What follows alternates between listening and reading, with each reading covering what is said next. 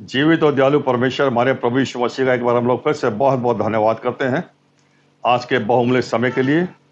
प्रभु यीशु मसीह ने हमको फिर से मौका दिया कि हम लोग परमेश्वर की संगति में बैठ सकते हैं और सबसे बढ़कर परमेश्वर के बहुमूल्य वचन पर हम लोग विचार कर सकते हैं।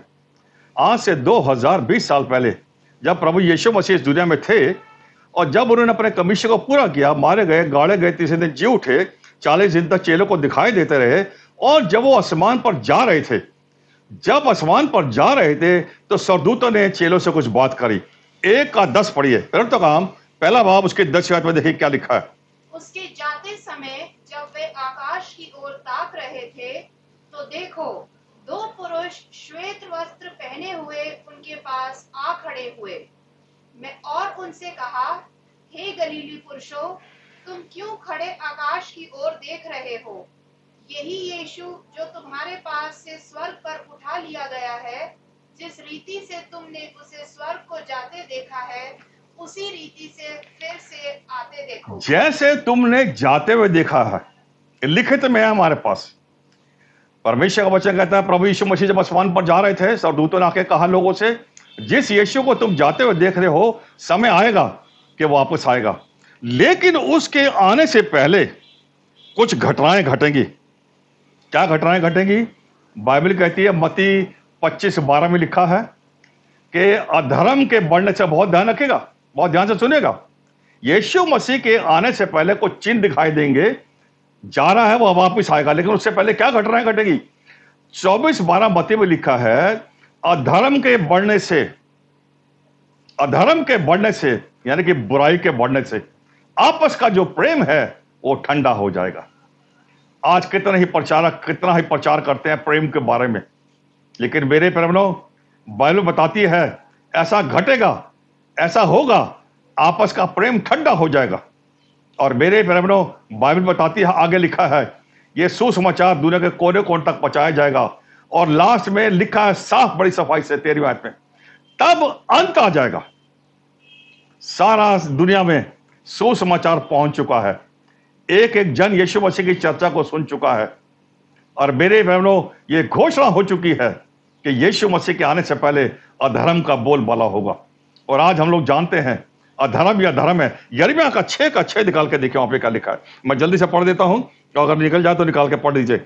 यिर्मयाह का 6 बाब, यीशु मसीह के आने से पहले क्या कुछ घटेगा। यिर्मयाह ने क्या लिखा है? सेनाओं का परमेश्वर यहोवा तुमसे यूं कहता है, तुम वृक्षों को काटो और यरूशलेम के विरुद्ध मोर्चा बांधो, क्योंकि यह वो नगर है जो दंड के योग्य है। लिखा है इसमें अंधेर ही अंधेर भरा हुआ है।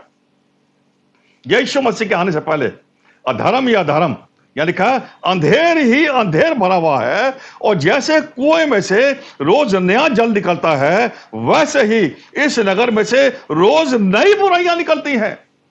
रोज ब रोज जैसे कुएं में से नया पानी आकर निकलता है, एक से एक बढ़कर बुराइयां निकल रही है। ये परमेश्वर का वचन कहता है 6:6 में। और आगे क्या लिखा है? यहां पर उत्पाद है, यहां पर उपद्रव है, यहां पर कोलाहल है, यानी कि शोर ही शोर है, यहां पर चोट है, यहां पर मारपीट है, और सब कुछ निरंतर देखने में आता है। लेकिन 8 बात परमेश्वर का वचन कहता है, आय यरूशलेम, ताड़ना ही से मान ले। आज ये जो कोरोना है, ताड़ना के रूप में हमारे जीवन पर है। बाइबल कहती है इस ताड़ना को मान ले, इस वो ताड़ना के बारे में सोच विचार कर, कहीं ऐसा ना हो कि आई यरूशलेम तू मेरे मन से उतर जाए और मैं तुझे उजाड़ कर बिल्कुल खत्म कर दूं, नाम और निशान मिटा दूं। रोज बरोज नई बुराइयां, अधर्म के बढ़ने से आपस का प्रेम ठंडा हो जाएगा।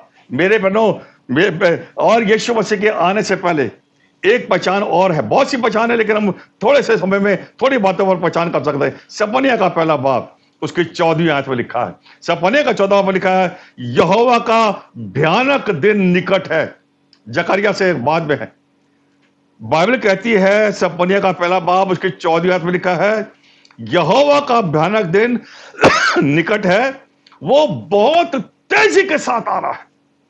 गंभीर हो जाइए अपने अपने परिवार के लिए, अपने अपने जीवन के लिए। मुझे और आपको बड़ा गंभीर होना पड़ेगा इस अंत के समय में।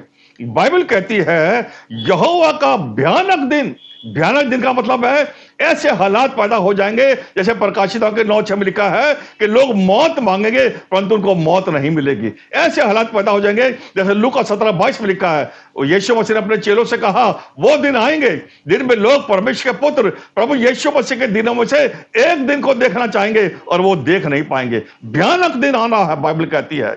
और कहना लिखा है बहुत वेग के साथ समीप आ रहा है और यहोवा के दिन का शब्द सुन पड़ता है। वहां वीर जो है दुख के मारे चिल्ला रहे हैं। आज चारों ओर चिल्लाहट ही चिल्लाहट, ज्यादा बोलने की मुझे जरूरत नहीं, सारी दुनिया में चिल्लाहट ही चिल्लाहट है। कोरोना के अलावा कोई भी आज समाचार नहीं है मेरे बहनों, लेकिन मेरे और आपके हाथों में शुभ समाचार है। यह समाचार नहीं है, यह शुभ समाचार है जो मुझे और आपको गाइड कर रहा है।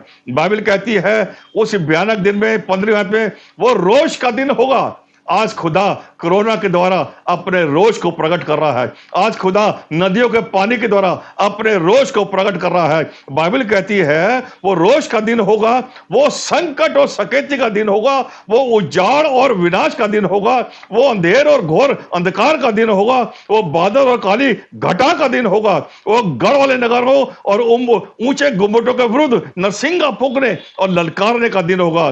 बाइबल कहती है 7 बड़े ध्यान से सुनेगा, मैं मनुष्य को, परमेश्वर कहता है, जमीन और आसमान का रचने वाला कहता है, मैं मनुष्य को संकट में डालूंगा। इंसान मुझसे दूर हो गया है, इंसान मेरे वचन पर ध्यान नहीं करता, इंसान मुझसे मेल और मिलाप नहीं करता, इंसान मेरे साथ साथ नहीं चलता। इंसान की जो योजना है वो संसार है, आए मेरी जान, खा पी और चैन के साथ अपने जीवन को व्यतीत कर। मेरे पैरों, बाइबल का क्रोध, परमेश्वर का क्रोध देखिए क्या कहता है, मैं इंसान को बनाने वाला और मैं ही इंसान को संकट में डालने वाला। अगर परमेश्वर इंसान को संकट में डालने वाला बन जाए तो कौन है जो मुझे और आपको बचा सकता है? मेरे और आपको बचाने वाला एक है जिसका नाम है यहोवा, एक है जिसका नाम है प्रभु यीशु मसीह पुत्र के रूप में। वो क्रोध में आके क्या कहता है, मैं मनुष्य को संकट में डालूंगा, वे अंधों की नाई चलेंगे, कुछ नजर नहीं आएगा। अब क्या होगा, अब कैसे होगा, कुछ होगा भी कि नहीं होगा, मेरे फ्यूचर का क्या होगा, मेरे परिवार के फ्यूचर का क्या होगा। मुझे और आपको फ्यूचर की चिंता करने की जरूरत नहीं है। व्यवस्था वर्णन 12:28 में लिखा है, यदि मैं और आप परमेश्वर के वचन को चौकसी से माने, उसके वचन पर विचार और ध्यान कर ले, उसके वचन को अपने हृदय में रख छोड़े, तो खुदा वायदा करता है कि हे पीटर, मैं तेरे जाने के बाद तेरे वंश का भी सदा भला करता रहूंगा। कसम खाई है परमेश्वर ने। लेकिन वो चाहता है कि मैं और आप परमेश्वर के साथ साथ चलें। अगर मैं और आप चाहते हैं कि मेरे जाने के बाद हमारे वंश का भला हो, तो मुझे और आपको परमेश्वर की योजना में शामिल होना पड़ेगा। परमेश्वर के सामने अपने जीवन को दीन और नम्र बनाना होगा। मुझे अपने जीवन को ऐसा बनाना होगा जैसा परमेश्वर कहता है। 17 में कहता है, फिर से पढ़ाऊं, मैं मनुष्य को संकट में डालूंगा, अंधों के समान चलेंगे, और क्योंकि उन्होंने यहोवा के विरुद्ध पाप किया है। और रोमियो 6:23 में लिखा है, पाप की मजदूरी मौत है, परमेश्वर का वचन अनंत जीवन है।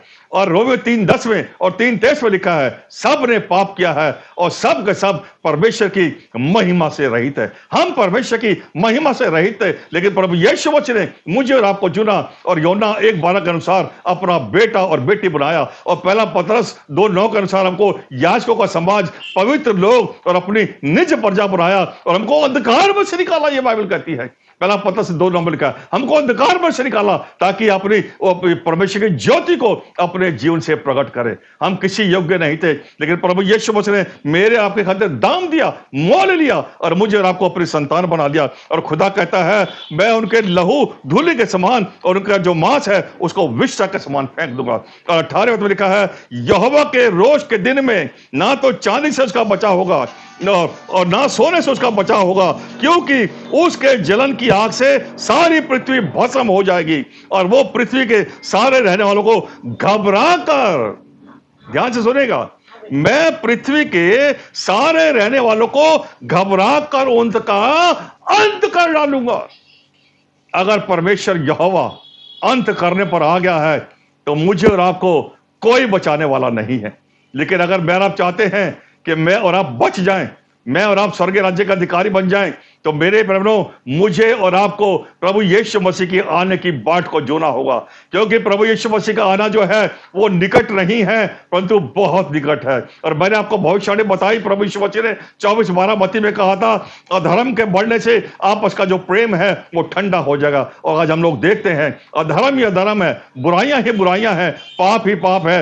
और बाइबल कहती है पाप की जो मजदूरी है वो मौत है। लेकिन इस मौत से मुझे और आपको प्रभु यीशु मसीह ने आज से 2020 साल पहले बचा लिया अपने बलिदान के द्वारा। और मेरे बहनों, दूसरा कुरिन्थियों 5:21 में पौलुस रसूल कहता है प्रभु यीशु मसीह के बारे में, वो जो पाप से अज्ञात था, यीशु मसीह जो पाप से अज्ञात था, हम सब की खातिर वो पाप बन गया, ताकि मैं और आप उसमें होकर परमेश्वर की महिमा का कारण बन जाए। अगर प्रभु यीशु मसीह मुझे और आपको दाम देकर मोल नहीं लेता, अगर प्रभु यीशु मसीह मेरा आपका उद्धार नहीं करता, अगर प्रभु यीशु मसीह मेरा आपकी खातिर कोड़ों को नहीं सहता, अगर प्रभु यीशु मसीह मुझे और आपको अपनी योजना में शामिल नहीं करता, तो आज शायद मैं और आप परमेश्वर की चर्चा नहीं कर रहे होते, प्रभु यीशु मसीह की चर्चा नहीं कर रहे होते। लेकिन धन्यवाद का विषय है, इससे पहले कि प्रभु यीशु मसीह अचानक आ जाए, इससे पहले कि जकरिया 14 के अनुसार जैतून के पर्वत पर प्रभु यीशु मसीह अपने पांव को रख दे और जैतून का पर्वत 2 फाड़ हो जाए, बाइबल कहती है मैं ऐसे हालात पैदा कर दूंगा कि लोग जो है वो खड़े खड़े गल जाएंगे और खड़े खड़े उनको जो अक्ल है गोकुलों में ही सड़ जाएंगी, कोई मेरा आपका बचाने वाला नहीं मिलेगा। लेकिन अभी बचाव है, आज बचाव है।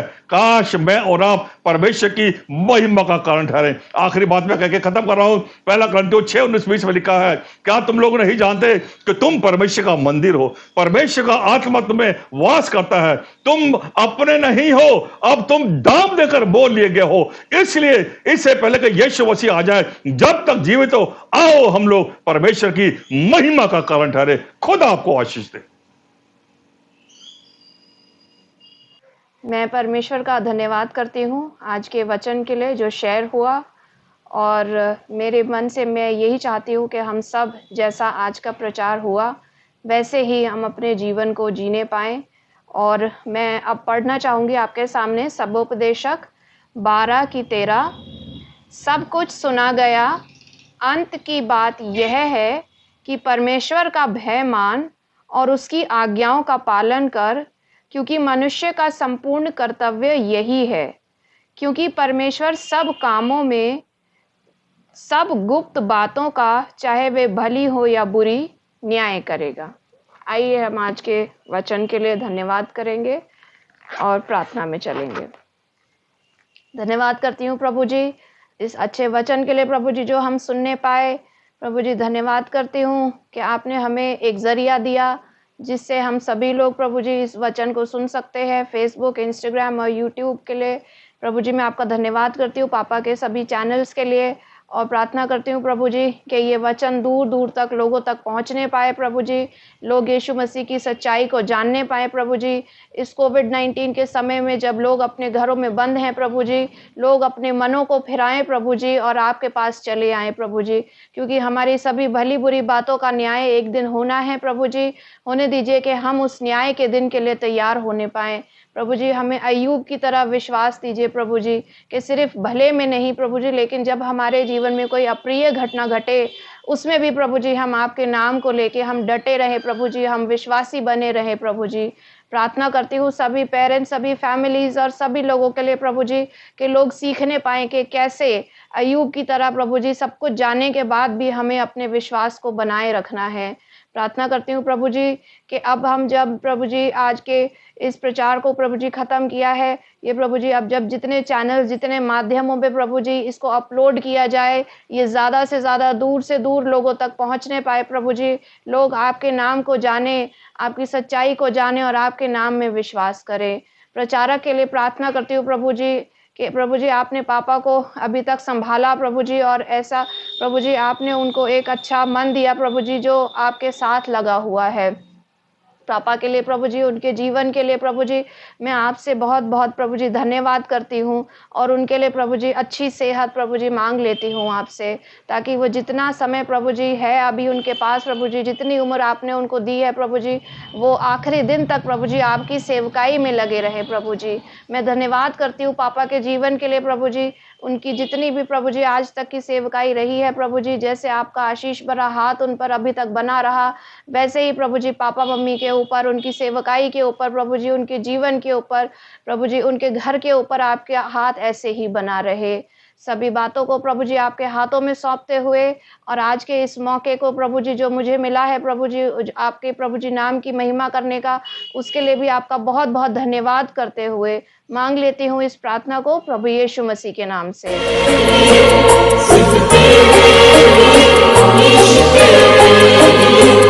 सिर्फ तेरे